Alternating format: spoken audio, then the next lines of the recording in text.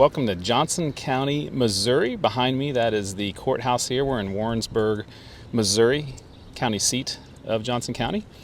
And this is the last time we're going to see some buildings like this. We're going to adventure out on some back roads, see some ghost towns, unincorporated places, and basically get away from the town. But Warrensburg's a cool little city, 20,000 people. And but let's get some coffee first, and then once we get that, we'll get a little pep in our step and head out onto the back roads of Missouri.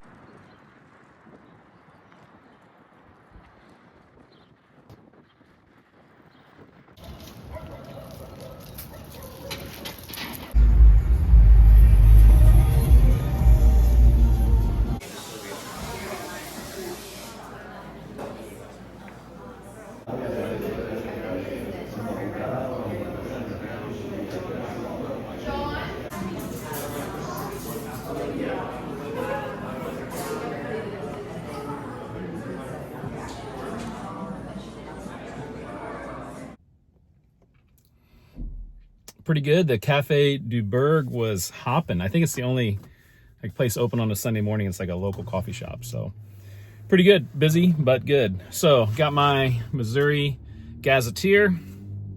Let's open it up and see what we can find. And there's Warrensburg, which is right on US 50. So if you watch my US 50 series, you'll remember going through there. It's also near the end of Missouri Route 58. As you can tell, I did a video about that too.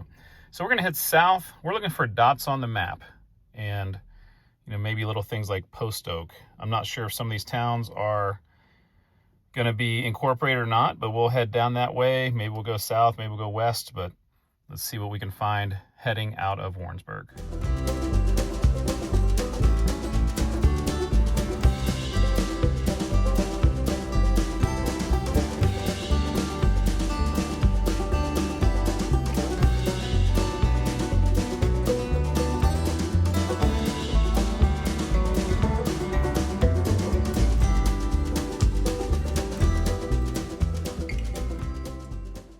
Our first stop is Cornelia. You can see where we're at. 13 heading that way, PP to the left, JJ to the right. There's a few older buildings here, some traffic obviously. And this is a community that had a post office that went back to 1855, closed in 1904. There's actually a little cemetery up that way as well. This is a Cecil family cemetery. And there was a Dr. Love that lived here, and he raised Shanghai chickens. And so this place was also known as Shanghai for a time. Then he named it Cornelia officially because that was his wife's name, Cornelia. So not much to see, but interesting story about Dr. Love and his wife.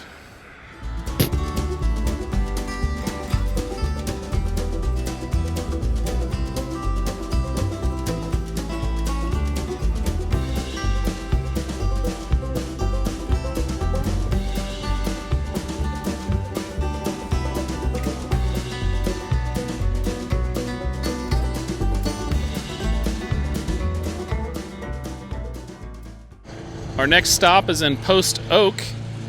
As the wind is starting to kick up, I feel like I'm in Kansas. A lot of traffic here, so trying to avoid getting run over. But check out this old, I'm gonna guess like a general store on Main Street here, because there's our main street.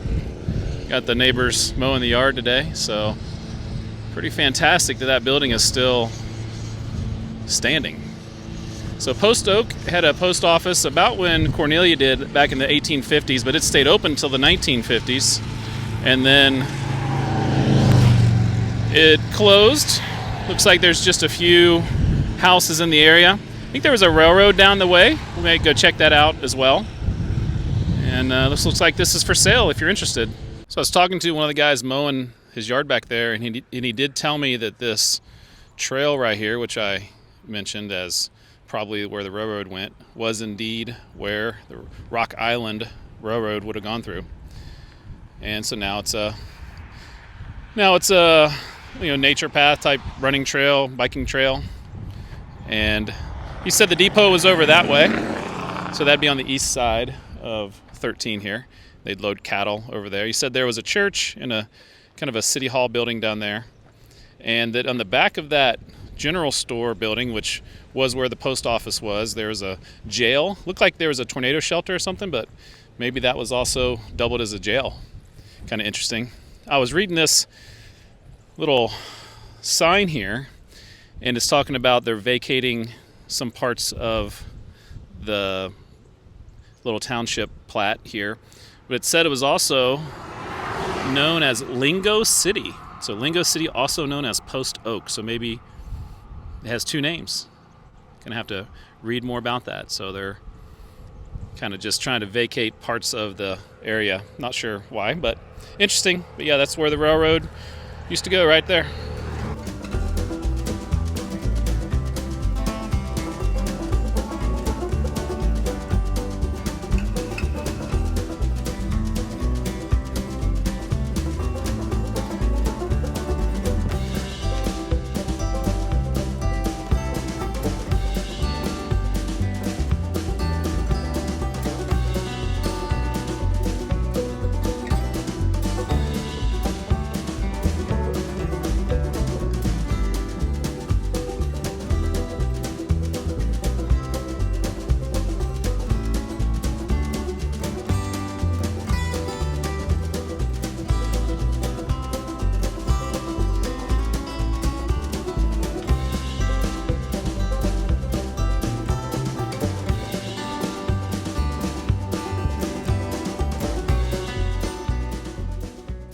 So on my map, this is where it says Old Chilhowee was. And there's not much here. There's a couple houses. There's one kind of abandoned, crumbling house down the way, and a big sign to tell people to turn left because it's a sharp curve. And you wonder, what was this? And if you're knowing this area, you probably know there is an actual town called Chilhowee. I can see it. It's a mile away. I can see like the water towers and things like that. So what happened? Well, 1850s, and as you've saw by the previous couple towns, that's when these areas are starting to get settled, and this is where they picked to set up a town.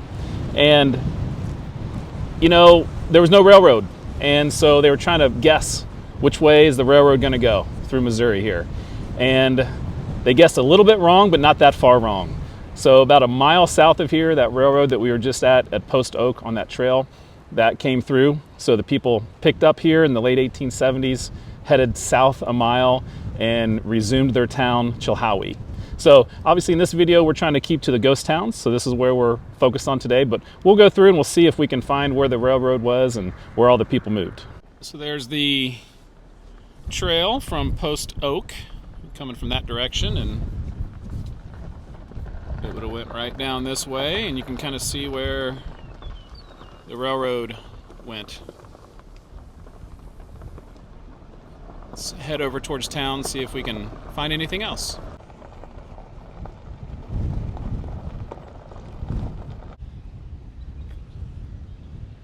There's our trail, and we have a little state park here, the Katy Trail State Park Rock Island Spur. I was a little confused because the guy said it was a Rock Island railroad, and then I looked online and it said it was a MKT, Missouri, Kansas, Texas railroad, which is known as the Katy Railroad. And obviously, there you go. It's both. It's the Katy Railroad, and then the Rock Island had a spur off of that went here to town. And so we'll walk up to town, see if there's anything up there. We're, like I said, trying to stay focused on the unincorporated places, the ghost towns, but we'll make a little quick pass through, see what town looks like today.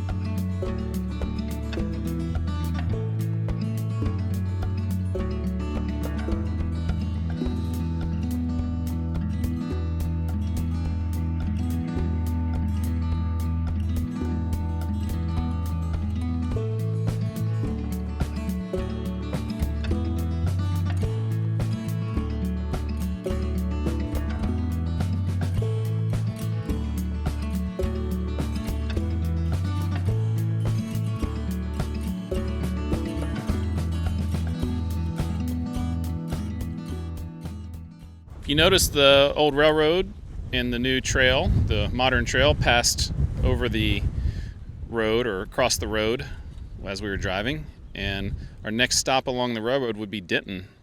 And as I pulled up, there were a whole bunch of vehicles, like a junkyard right there where the railroad would be, right there at the crossing.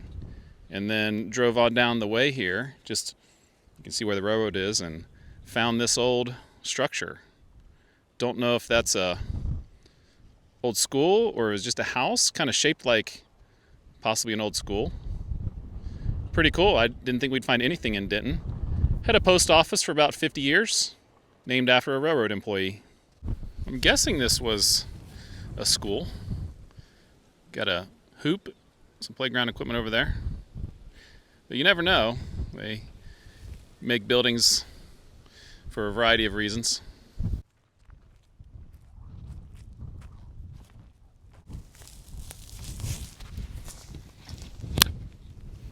It looks like a school. I see old chalkboard in there.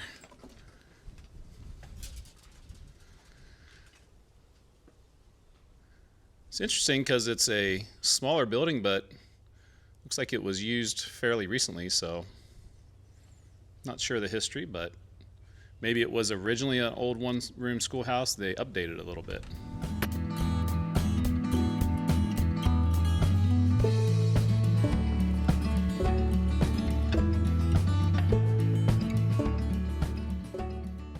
We're a little bit off the beaten path now, and our next dot on the map is Quick City.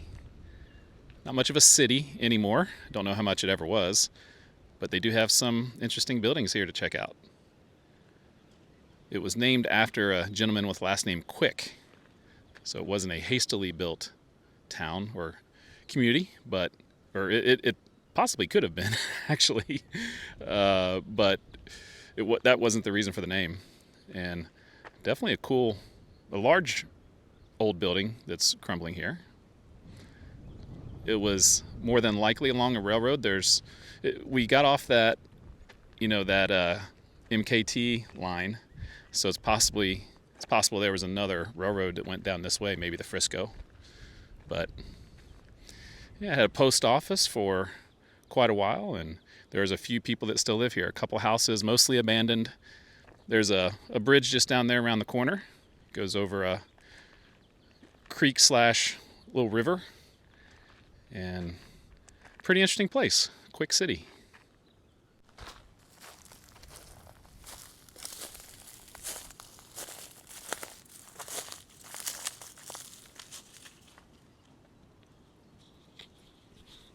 Thought maybe this was two different buildings, but looks like it was all connected at one time. And probably part of a little downtown area. Does it look like maybe that this was a bank? Would that have been kind of a place where they had a safe or maybe even a jail? Really hard to tell. If anybody knows about Quick City, let me know. It looks like they're trying to save the brick to possibly refurbish it. Would that be possible? I don't know. That would be quite a project here because it's so crumbling, but kudos to whoever might be trying to pull that off. I kind of love it in this state, but it's good that they're kind of getting some of the things organized here. Really cool.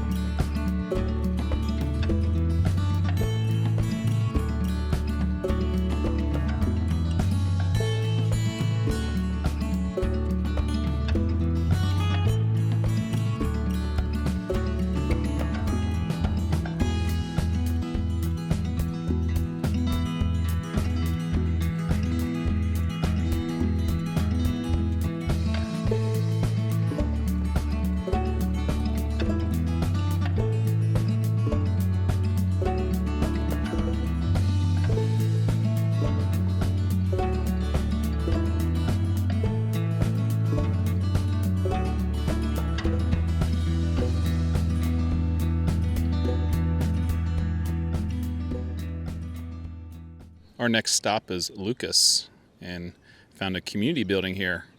There's also a church behind me, but it gives you a little information about the little community that was here. It was post office from 1852 to 1901.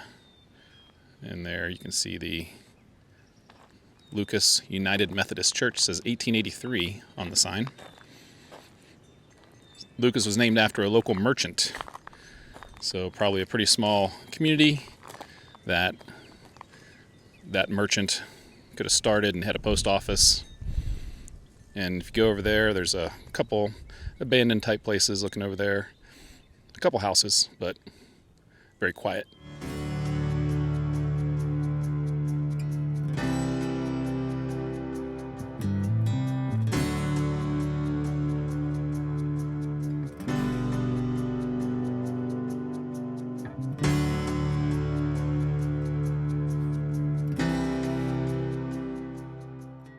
So this is going to be an interesting one. So this is Ballard, and you can see the little area up there.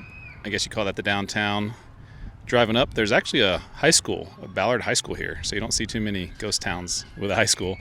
Had a post office for a couple decades, ending in the early 1900s.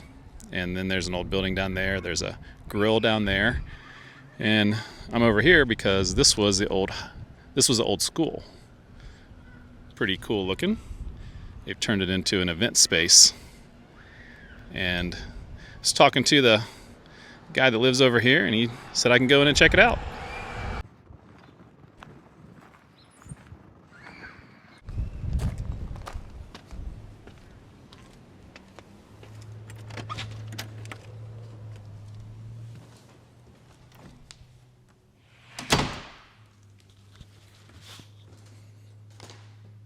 That's a pretty big school.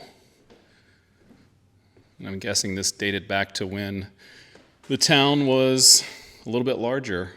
Probably didn't have more than 50 to 100 people living in this town, but cool that they were able to save this school and turn it into a little event center, a little community center.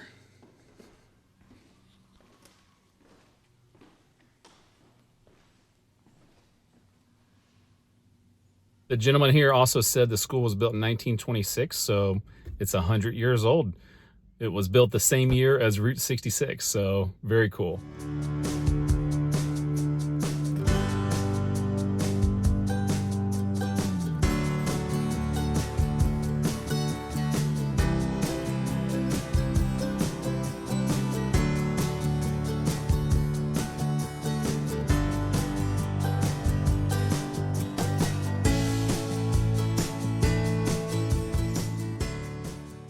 This is Spruce, Missouri, and not much to see in the way of historical buildings here. There's an old truck right there. But Spruce is pretty old. First signs of a post office was 1846, lasted until 1950s, and named after spruce trees in the area. But yeah, not too much to see here these days. You know, when you come to a place like this that's that old and you're hoping there's some old buildings there. It said there was some, like an old fellows hall here at one point, multiple churches, blacksmith shops, stuff like that, but that seems to be all long gone here in Spruce.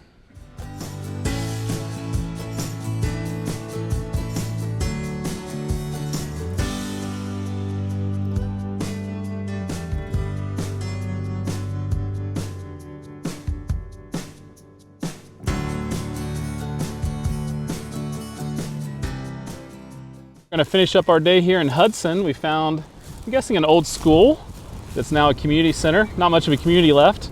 So Hudson was one of these towns, started after the Civil War, and they were hoping a railroad to come through, and it did not. It went to nearby, I think it's Appleton City. So from 1867 to 1890, they had a post office, and then post office moved because the railroad didn't come through. And they left a old school here. Probably was a community for a little while longer, and then people just slowly moved away.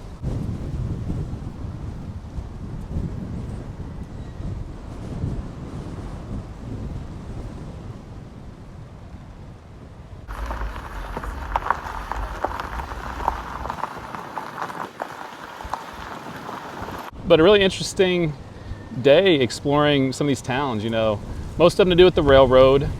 A lot of interesting history in terms of learning. I had no idea about any of these places, so maybe you learned a little bit as well. Found a couple incorporated towns we drove through, so maybe we'll go visit those again in the future, do a little more deep dive on some of those towns, but just passing through today because we're looking at these unincorporated and ghost town type places. So hope you enjoyed it. I definitely did, and next time I'll see you down a back road.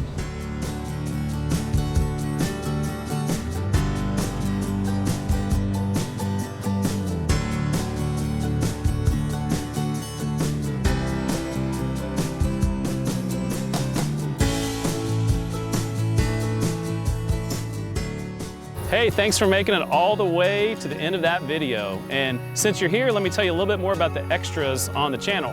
One of the first things you can do is become a member. There are 3 levels of support. There's supporter, producer, and executive producer levels. All 3 have different levels of fun incentives and perks. If you haven't done so, please check out travelwiththewiseguy.com. There are lots of extras on there to explore. One of them is merchandise. We have Travel with the Wise Guy coffee mugs, Death Go Round t-shirts, hoodies, hats, and all sorts of fun things to show your support of this channel. Also on the website is a custom Google map. I've dropped pins in every place I've visited and linked the episode to each location. This seems to be a very popular feature for many of you. Also, sign up for my free newsletter that goes out about once a month. There are all sorts of links and tidbits on this page, old videos, podcasts, and just about everything I can think of I throw on the website. Get all that information on travelwiththewiseguy.com. Now for the real reason you're here, the outtakes. Our next stop is Post Oak as the wind starts kicking up. I feel like I'm in Kansas. In a Post Oak. Let's start that over.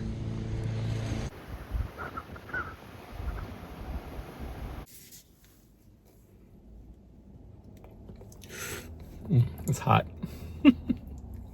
Try that again.